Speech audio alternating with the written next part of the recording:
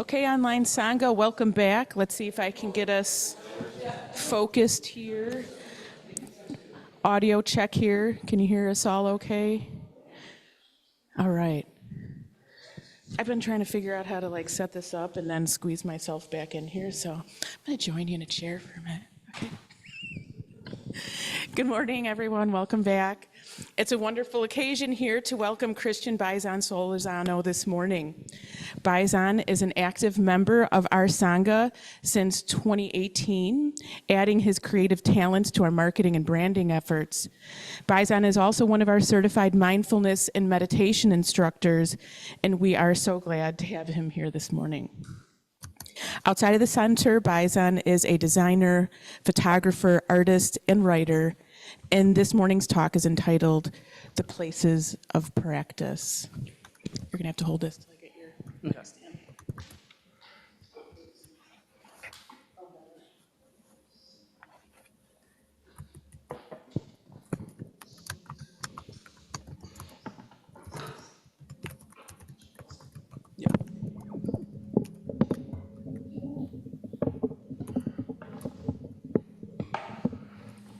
Perfect. All righty, can everyone hear me? Online too? Excellent. Thank you everyone for coming here today. It's been a while since I've given one of these talks, and usually I don't get nervous, but I'm a little nervous today. And one of the reasons why I wanted to name my talk The Places of Practice is because lately my practice has felt kind of rocky. And I think we can all relate to the feeling when your practice, your meditation practice, soccer practice, any kind of practice that you're doing feels like it's not going in the way that you think it should be going. So for me, if anyone knows me closely, I tend to be a person that has a huge problem with liking too many things. So I like photography, I practice Brazilian Jiu-Jitsu. Most recently, I started training Tai Chi. I'm taking a music class in the moment. I run a club, I have a full-time job, I have a dog, and there's just all these things that I do. And I sometimes feel like I'm not doing enough. And that's simply because I want to do more, and there's just so much things that I feel like I should be doing because I just happen to like too many things. So most recently, as you probably all feel when it comes to wanting to do things, there's shame and guilt associated with feeling like you're doing one thing and you should be doing the other thing because you're missing progress on that other thing. And then if you do that thing, then you just feel like you're always behind. And for example, a good example would be the Zen Center. I love coming to Sunday morning Zen. And usually when I come here, I feel like my jiu-jitsu friends are making progress at the gym. And then if I'm there, I feel like I'm not progressing in my meditation. And it's just this constant cycle where my practices just always feel like they're not going as I plan.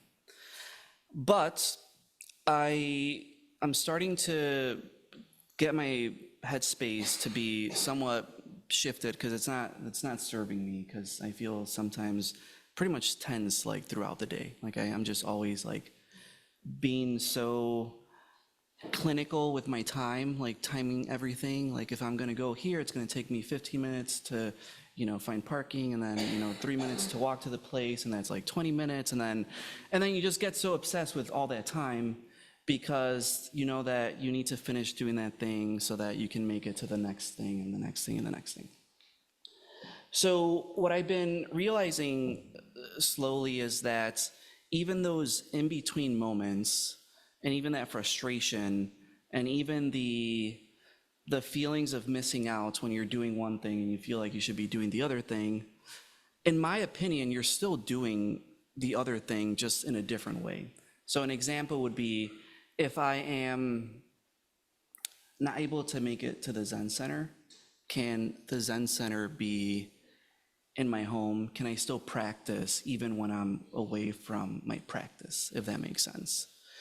So that would looks like, how do you meditate when you're driving, or when you have to go get gas, or when you're trying to do some work and the computer is not working properly, or when you're dealing with a coworker that you just really don't like at all.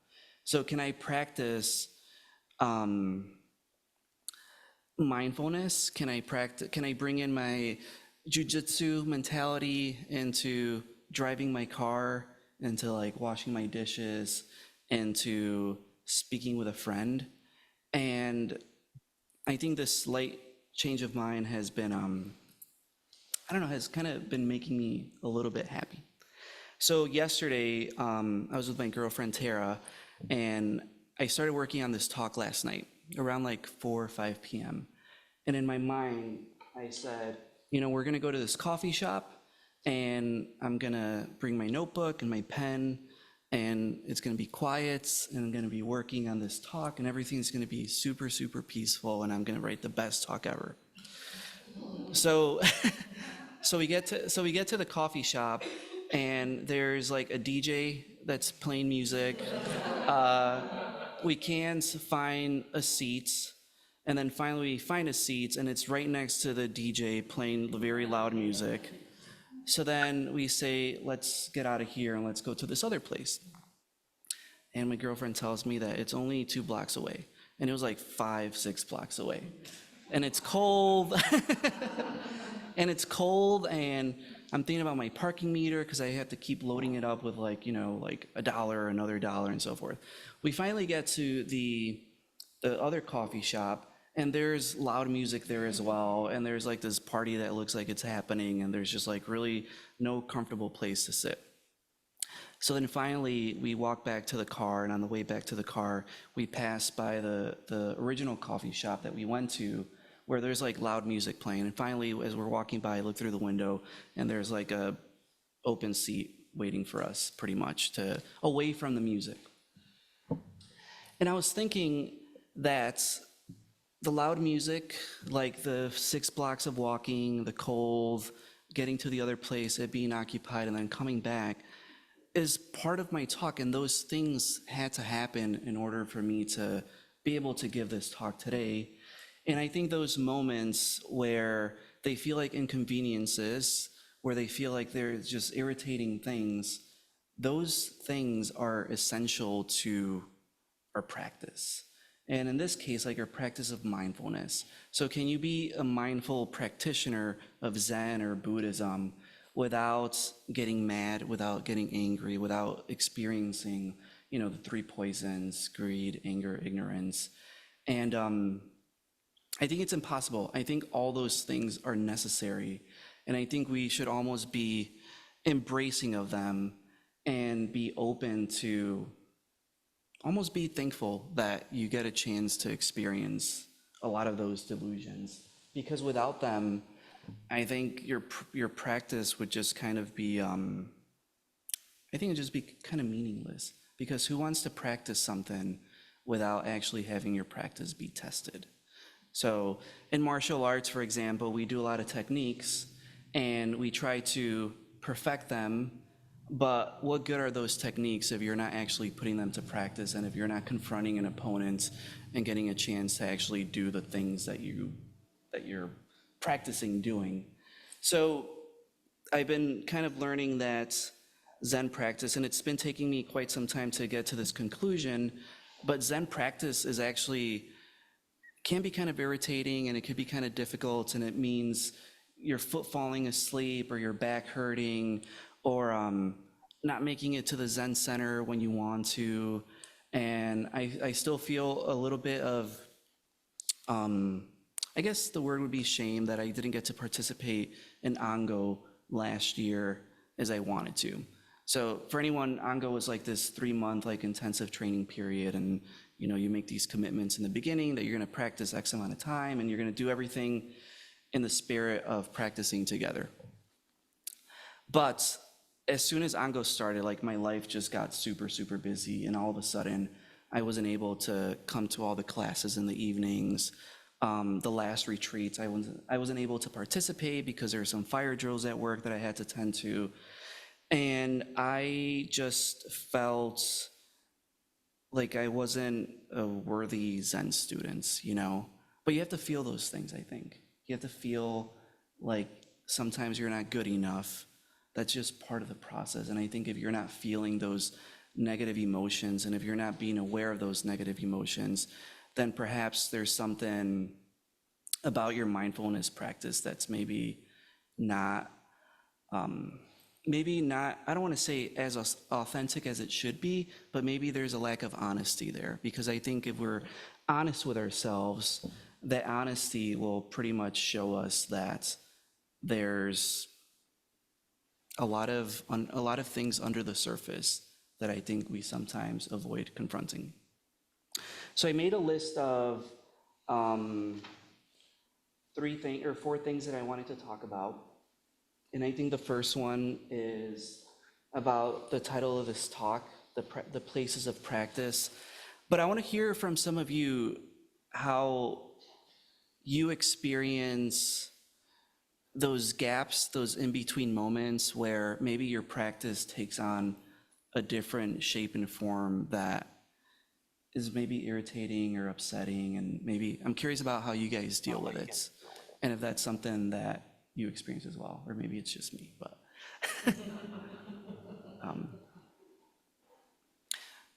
So like sometimes we refer to them as gaps, like those in-between moments where you're waiting for something to happen and there's a gap in between you getting to that thing and it's just unsettling or unnerving or not so pleasant. So any examples?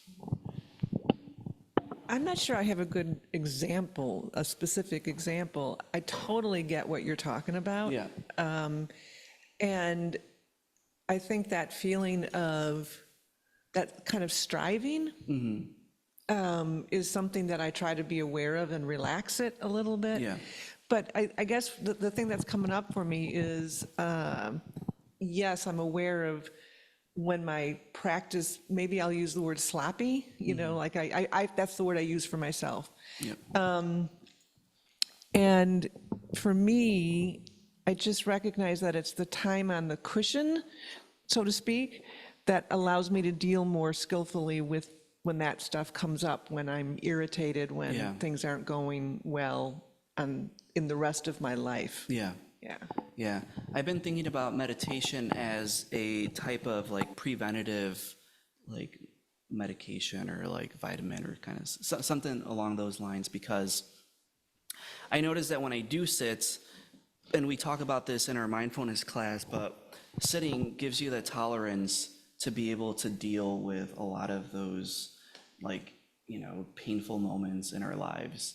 So usually when I'm sitting, even if it looks like, you know, when we're all sitting together, we're not really doing anything, but I think we're kind of loading up on this skillfulness that will hopefully come in handy when those things come up. Christian, I told myself I wasn't going to say anything and just listen for the rest of this year and not say anything. It was a thing I'm trying to do, but you said that and I have to say stuff now. But yeah, I like to think about when I started practicing, people would ask sometimes, like, what do you get out of it? And I would try really hard to be real cool and Buddhist and be like, you get absolutely nothing from this. Yeah, absolutely nothing.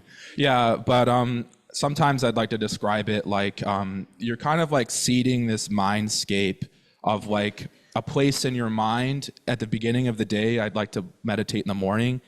And the way I like to think of it anyway, this is not the way that it is. I don't have that authority yet. Yeah. But throughout like my day working, I work in film and TV. And so it'll be like a constant stream of like a litany of little stressors that it's just like, okay, and you're just sort of stuck there. It feels like you're on like a ship that you have to just be there and dealing with it and you can't get off. And so I like to think of it like in the morning, seeing that space where you kind of create it every morning. Every time you sit, you kind of create this sort of, it's like an escape rope to get out. And all you have to do is return to the breath to do that. And so it's not something that you get like and you attain like the ability to be able to, at least not in my view, like that if you do it enough, you'll always have it. It's like starting like a fire, and once the fire's going, it's something that's easy to maintain. And so, yeah, frequently I'll find that I'll get into some flustered moment, and where something's not going the way I want it to, or someone is like, someone else is stressed and they're putting that stress on me, and I'm like, I'm already stressed, so I'm trying not to, indulge that. And going into the breath is something that, it's like a prophylactic, like you said, or a preventative type thing that you kind of give yourself the ability to sort of get out of those places by having that space already set up for yourself. I get, for sure. First of all, thank you. I know you're not finished yet, but I always learn so much from you.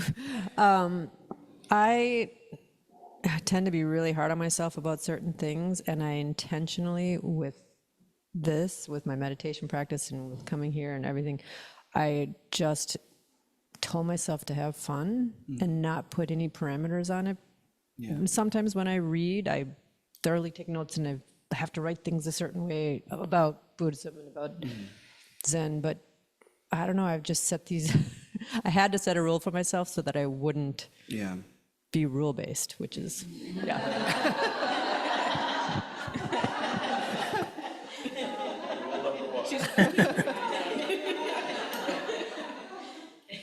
Yeah. I always keep coming back to the Taizan Maizumi quote of being able to enjoy your problems. And I think often when we're in this like plethora of complications and just everything kind of piling up on top of you, and you can't get out of it, like there's really nothing you can do about it. I found that it's actually kind of possible to be able to kind of savor and enjoy those problems. And sometimes just that slight shift of mindset kind of eases things and makes them have less weight and makes them feel a little bit more tolerable. Because anytime that I find myself like hyper stressed or just dealing with so much, it's usually based on my perceived notion of how things need to be. And usually anytime that we embark on some kind of like initiative or thing, there's an outcome and there's some kind of expectation of things having to look a certain way. And even we get to the point where we might romanticize what something might look like.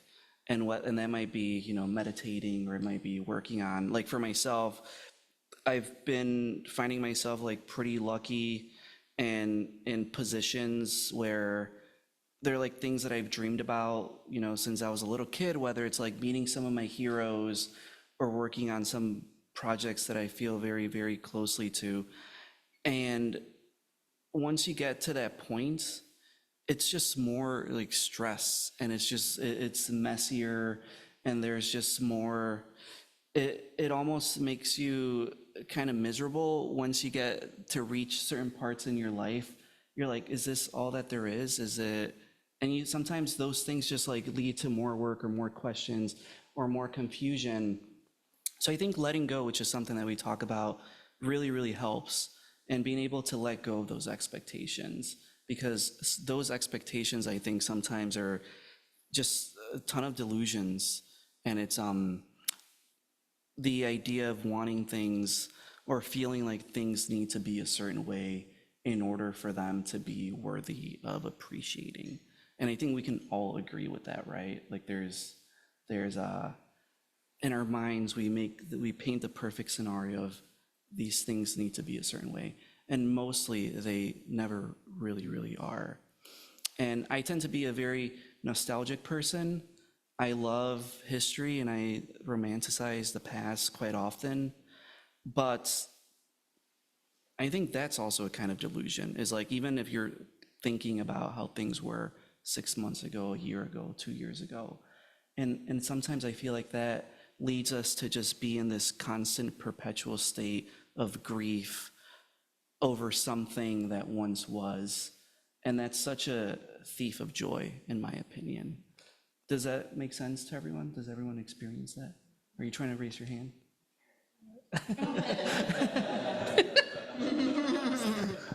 Thank you, Christian. Yeah, when you were talking about finding a seat in a coffee shop, that really resonated with me in an odd way, because when I first started practicing, the very first time I noticed how my practice was affecting my life was when I was in a busy coffee shop, which I often worked in when I lived downtown. And I was always very stressed about finding a seat. And I noticed one time, I'm like, oh, I don't have to be stressed about this. Yeah. I can just look for a seat and like be very calm about it. And I don't need to like add extra problems in my mind about like finding a seat. And so that was very much, a really great reframing that I was able to do when I first started practicing. So that very much reminded me of that. But also I resonated a lot with your stress about there's always something else you should be doing, right? And I think another thing that I found over time is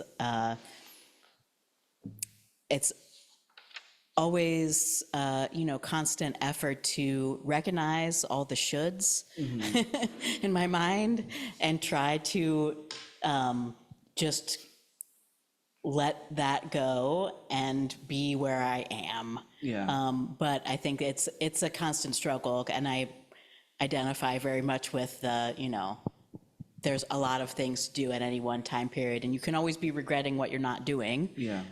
Or you could be doing what you're doing. So I think that's a really interesting.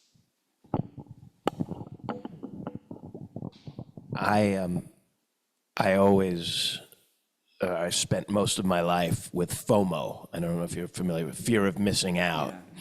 And I'm trying to aspire to having phobia, which is fear of being included. Okay? And what I found what I found is that it's aspirational. Okay. I'd be like, oh, I'm just going to sit and enjoy being by myself. And then the little voice says, you really going to enjoy that? No, not really. I'm not going to enjoy that, but I'm going to keep saying And then after a while, it's like, okay, it's not so bad. Okay, maybe I like it a little bit. And then the voice next time isn't quite so loud. So, at some point I'll be doing a Dharma talk on aspiration to phobia. That's funny. It was during one of your classes during Ango, and I think I was talking about the value of being dumb, and how sometimes we will try to be smart or be intellectual or want the answers or certainty or want to have like definite control over some kind of outcome.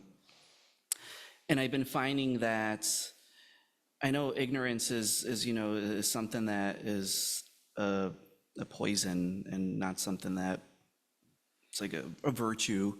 But I do find some value in being ignorant sometimes. But the ignorance that I'm talking about is the ignorance of not feeling pressure to have the answers to like everything, and being able to be a little bit dumb sometimes. And there's so much ease and joy in just being kind of ignorance and just kind of trusting that things are going to work out themselves. And sometimes the people that I find to be the most stressed out, or even more stressed out than I get sometimes, are often just really obsessed with wanting to have absolute clarity about everything. And I've been kind of learning to just let go of that clarity, because that clarity, I think, is kind of just like an illusion. I don't think there really is no clarity in anything. I think there's multiple truths to just about anything.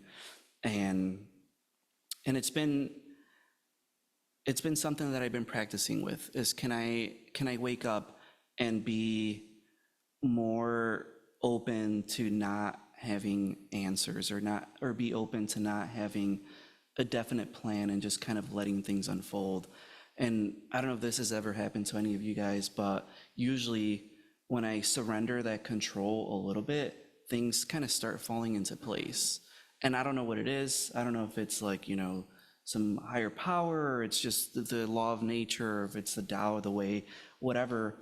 But letting go sometimes feels a little bit more freeing, and I think it grants you the permission to just kind of be kind of like some kind of like instrument for something that's kind of just unfolding before your eyes. And I don't know, it took me a really long time to get to that point, especially because I think as kids, like, we're conditioned to believe that we're in the driver's seats and that we're the person that should be in control of everything, and that we should be doing everything under some kind of like rules or commandments or some kind of principles. And I think there's value in that.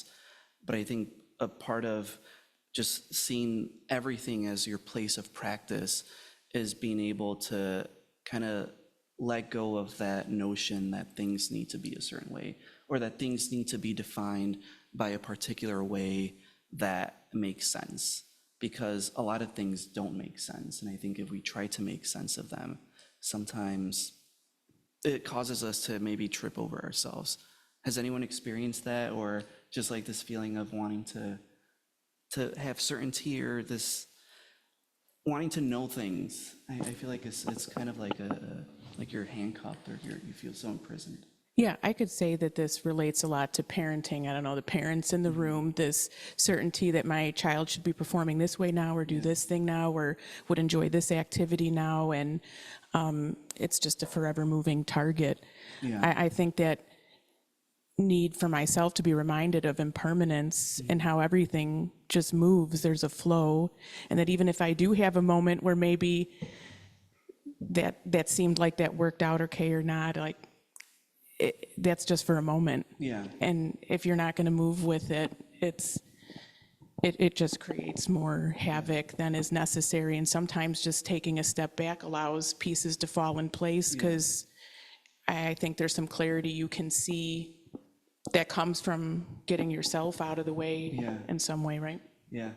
And I think that's what we try to maybe aim for when we're meditating, is we're trying to kind of get rid of ourselves. I like to think, at least that's my best, or the meditation moments that I always feel to be the most pleasant are always the ones where I'm sort of not there.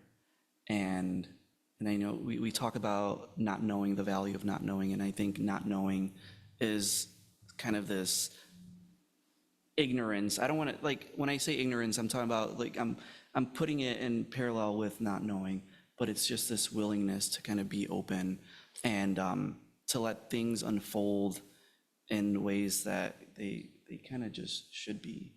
I have a dog, and sometimes I learn a lot from him by just observing him and just seeing how he kind of just exists. And sometimes I kind of give myself the challenge of, can I just also exist without having to worry, or without having to make up stories in my mind? And I think those stories that we make sometimes are just so, I don't know, like pointless, I think, in my opinion. So I do want to talk about, so one of my favorite film directors and artists recently passed away. I don't know if anyone here knows who David Lynch is. But David Lynch is he's actually the person that got me to get serious about my meditation practice, because he would always talk about meditation as being this big ocean of creativity. And the way that he describes meditation is, the more you do it, the deeper you sink into this like body of water, and the more you do that, the more you're able to catch the big fish. And the big fish are like the big ideas, the big creative things, the big, the things that I think we're all kind of chasing after. And one of his quotes is that negativity is the enemy of creativity. And and it's so easy to be, and I think the title of this talk, The Places of Practice, I think when it comes to practice, whether we practice mindfulness or not, we're still practicing, we're always practicing something. And that practice can sometimes even be something that's negative. So if you're practicing negative self-talk, if you're practicing shame, negativity, criticism towards yourself, towards other, you get to a point where you become kind of an expert at that. You become the pro self-critic, where you're so equipped with it, you could even defend the critic. Like if you try to, put that critic aside, you're able to justify its existence as something that you need in order to survive, in order to be worthy of love, and whatever the case may be. So I think regardless of how chaotic your life is and how many problems you might encounter and just how many things happen, whether it's politics or the environment or whatever the case may be, I think negativity actually is another one of those thieves of actually making some kind of profound change in your life. And as a person that likes to practice like creative exercises, creative things, I notice that anytime that I get into these negative frames of mind, my creativity as a result like drastically suffers. And there's this like notion or like this myth of, in order to be creative, in order to create something that is worth of anything, you kind of have to be tormented or kind of depressed or suffering. And there's a lot of great artists that sometimes when you look at through their work, people come to the conclusion that in order for them to create that, they had to be miserable and have to suffer and have to like be in constant pain all the time. And sometimes we even glamorize that. We think of it as like this beautiful, dark thing that we almost want to experience. We want to experience heartbreak because we think that if we experience heartbreak, it'll make us a better artist or a better something. And David Lynch, I think he was talking about Van Gogh, and he was saying how people equate Van Gogh's brilliance to his depression and to his just darkness. And David Lynch mentioned that he believes that that the only thing that sometimes keeps artists alive or positive is the act of creating. And if it wasn't for the positivity and those things that they make, perhaps they wouldn't be able to like tolerate life. So it makes me think about how just being optimistic and having a practice of joy is such a profound way of living. And even if you're having a terrible day, if you're like there is late last year, I was going to go do an interview with someone, and on my way there, my tire was flat. And obviously I had to be there by a certain time, and all these things happen, and I'm like, I can either right now choose to let this affect me or just get an Uber and make it there on time and just kind of forget about my tire and just deal with it when I got home. And I think we all have that option in our lives, these two paths that we can take, whether it's something happened, do I want to be negative? Do I want to go down this whole path of negativity, making stories up, catastrophizing, and thinking of all these really, really, really negative scenarios? Or can I just be kind of dumb and just be positive, regardless of whether my positivity is rooted in some kind of like truth or not? Can I just be positive right now and have that positivity or that joy or that feeling of being able to enjoy the fact that something terrible happened to you? And it sounds like such a privileged thing to say, I know, because for some, there are some problems that that can happen to us where they might actually have like some severe consequence. But I think most of the problems that we sometimes have are just problems that we make up in our head that really don't exist at all. And I think most of us, myself included, I think we're kind of addicted to that feeling of just wanting to have problems because it feels familiar.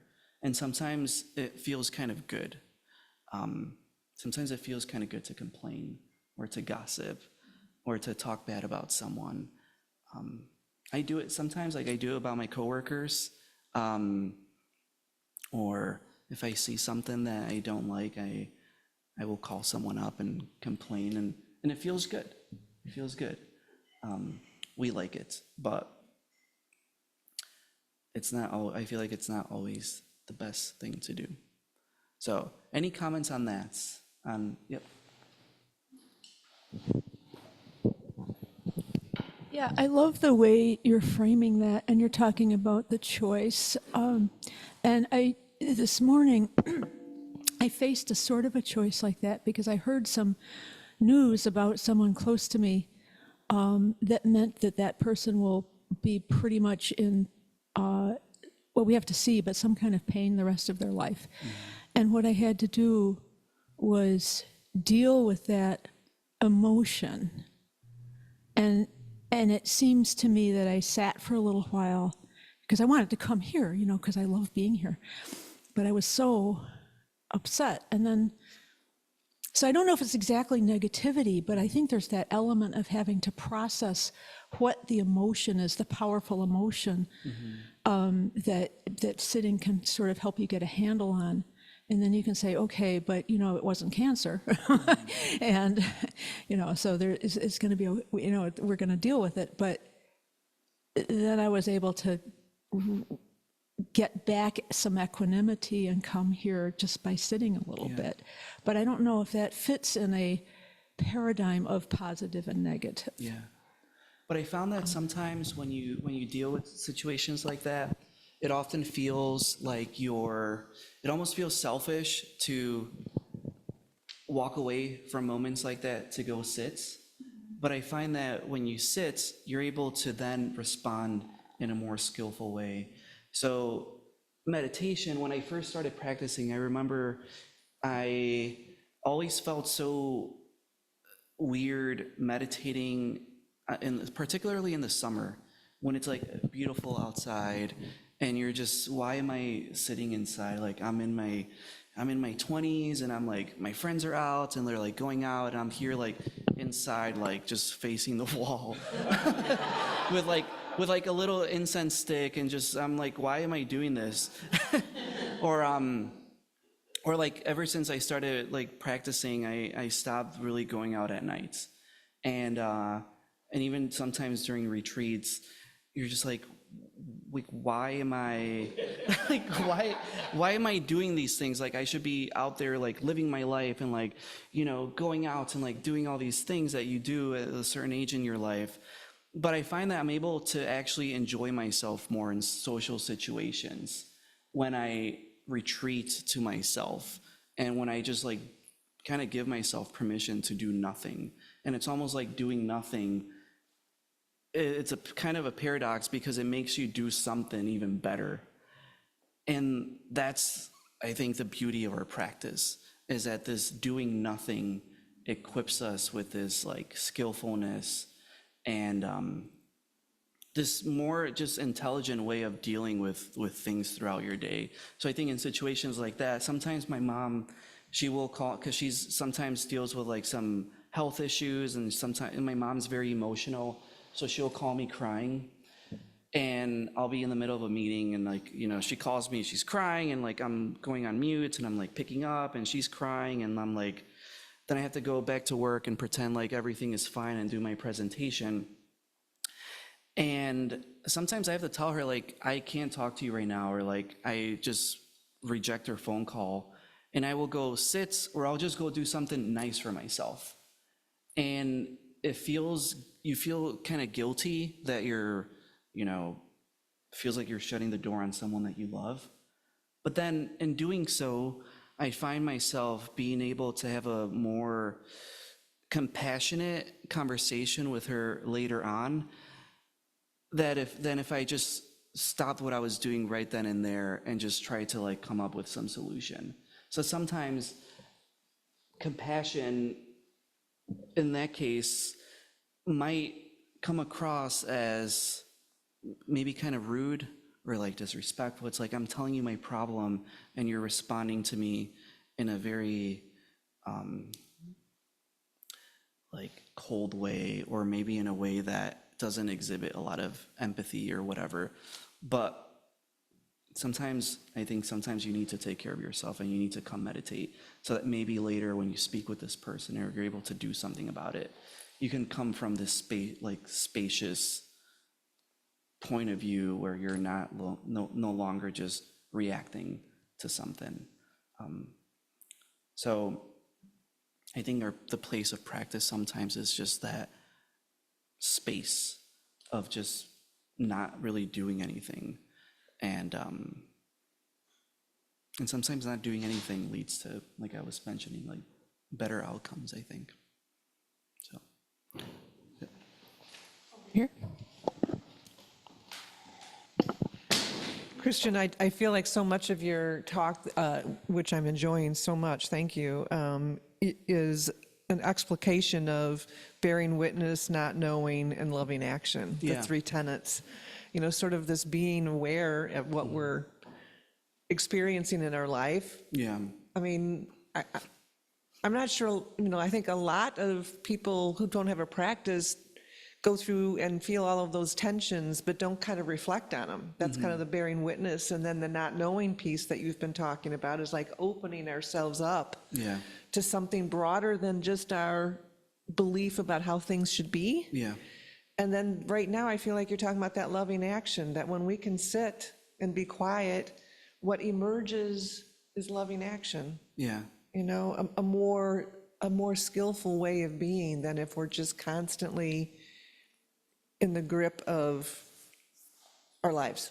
Yeah. Yeah. I definitely agree. The other thing I was going to mention, which I think I forgot what I was going to mention. It was about what was it? That was a very nice statement that you made. So like, We have Anne. oh, there's someone. Anne, would you like to unmute yourself? I see your hand up. Thank you for waiting. Sure. I guess my hand's been up for a long time, so some of my thoughts I need to Sorry. gather. It's interesting because right now I'm practicing, because I don't usually get to be here on Sundays, and I often listen to the talks on YouTube later. So I thought that coming, I'd be a participant, but I wasn't sure whether I was a participant or a spectator. So I had to work on that. And I even left for a while, and I said, well, that's awful negative. I'll come back, because I didn't know what the protocol is. So that was an interesting thing for me to try to shift and enjoy the conversation. And if I didn't get to participate, well, that's the way things happen on Sundays when you're not in the room. So that was just something personal here. Something that came up for me, and maybe it's old because the conversation's been going on, but I think sitting for me kind of feels similar to, well, first of all, my practice is what happens after you get off the chair. Well, I don't sit on a cushion, but for musicians and maybe athletes, there's something called muscle memory. And I feel that I kind of go back to that when things are happening and remember what the experience is when I'm sitting. So that sense of being just now when I'm sitting, and sometimes struggling with that, when you're thinking about what you're going to be doing next, and then you come back to just sitting. So whenever the situation is difficult or good or bad, I guess, to go back to what it's like to be on the cushion, to recall that. And I find that that's very helpful for me.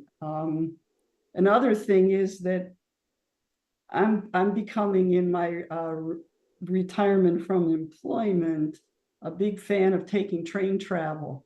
And that's a good place for long distance trains to practice not knowing You don't know when the train is going to really come.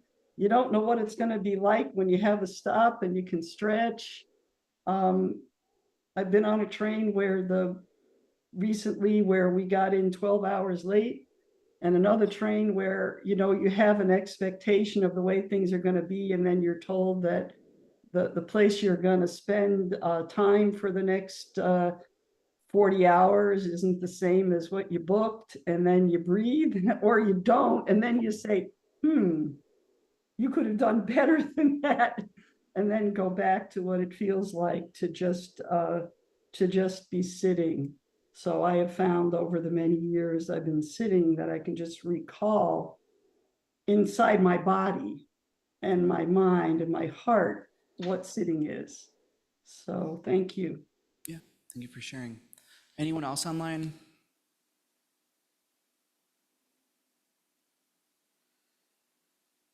Diane?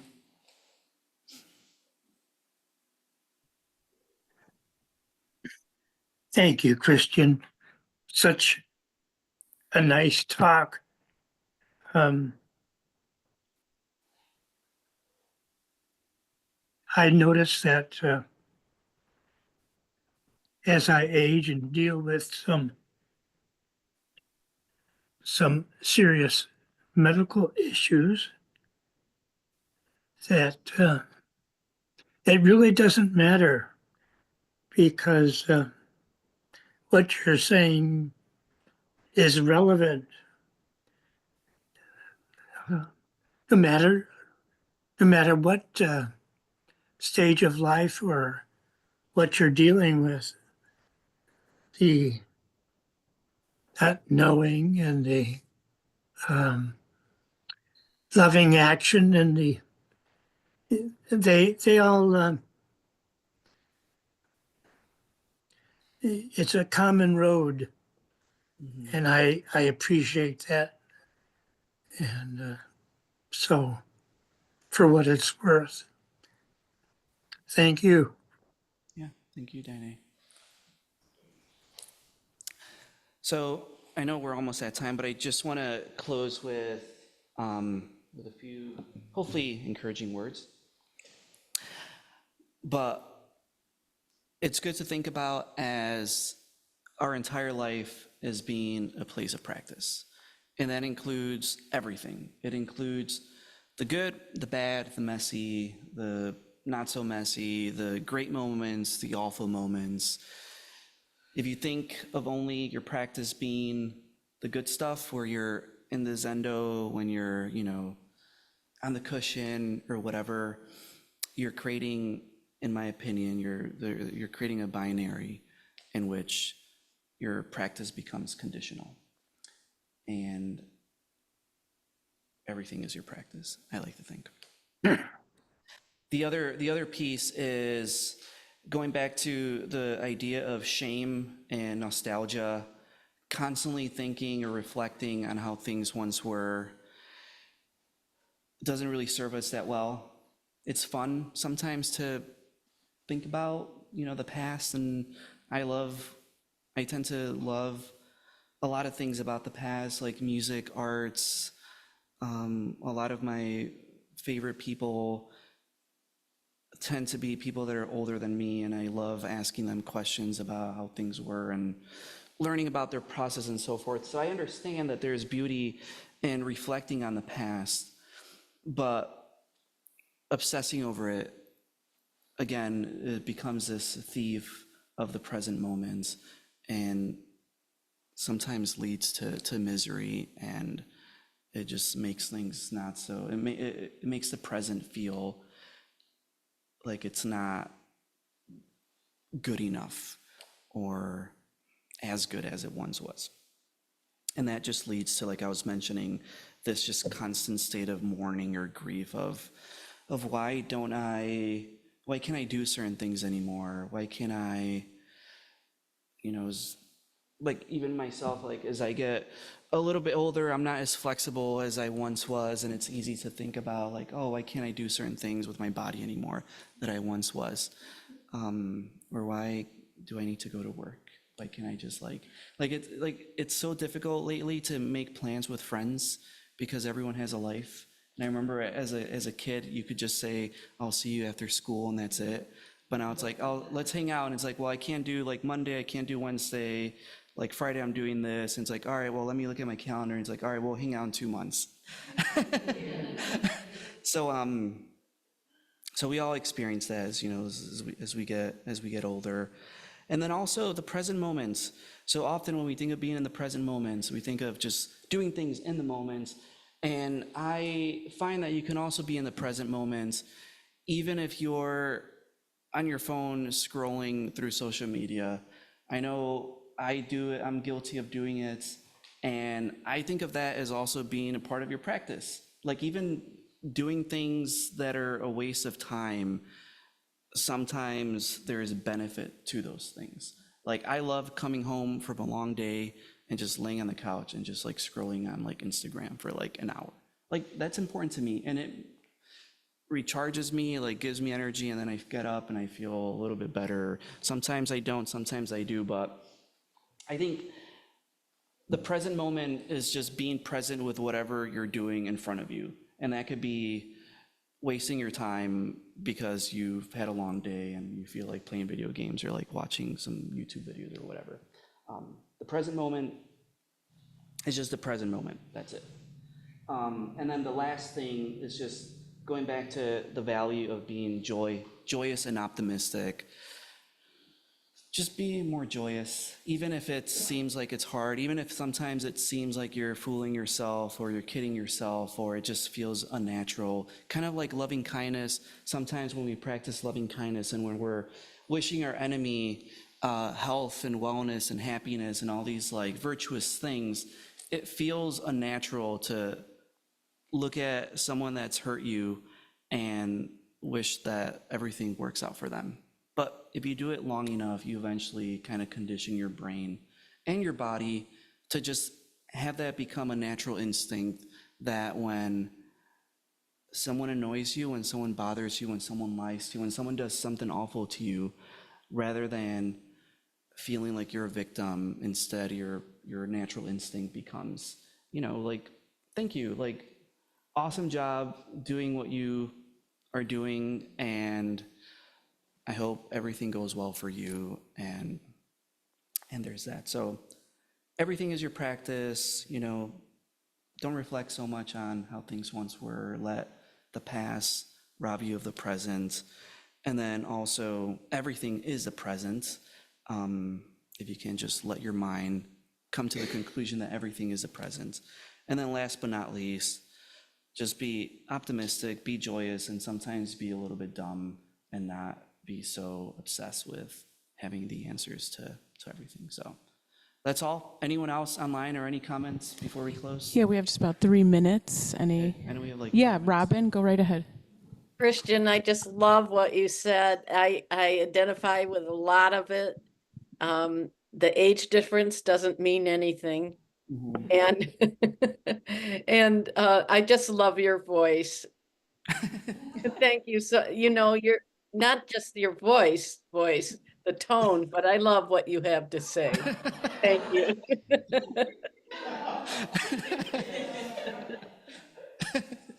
I love that the idea of if you're not staying in the present, you're stealing.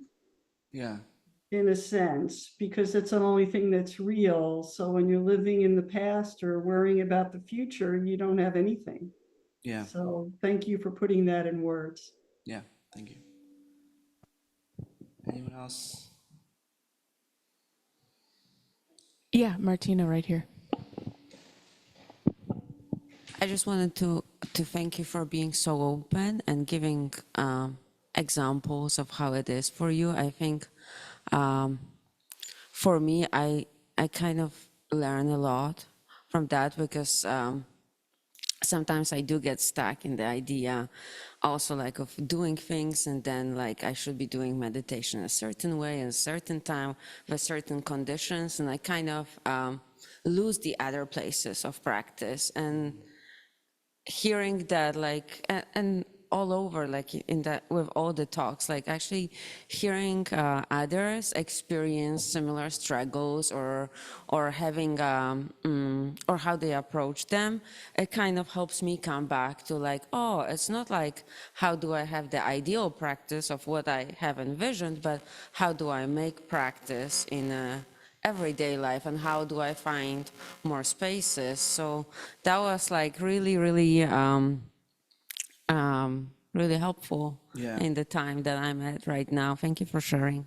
I was thinking about the T-shirt and the mugs that I designed with the person meditating under the tree, and I was like, there should be another version where it's a person that is like stuck in traffic, or yeah, like a person that's like, you know, like fighting someone or something. Because I think that's when we think of meditation practice, I think that is a beautiful, you know, illustration of what we want it to look like, but sometimes it looks not like that. So don't be fooled by the. Yeah, so don't be fooled by the T-shirts. It's. All right, cool. Well, thank you everyone Yeah, for joining. thank you. Thank you, Baizan. Thank you, everyone, for joining us online. Stay warm. Those of you here in the Zendo, please join us for kinship. Have a great Sunday, everyone. Love you.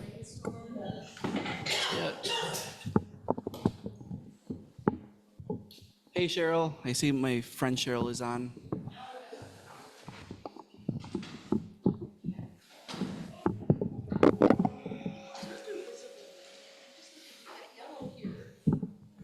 Where? Oh, no, this is just, I just bought this at the store. There's a store called Pact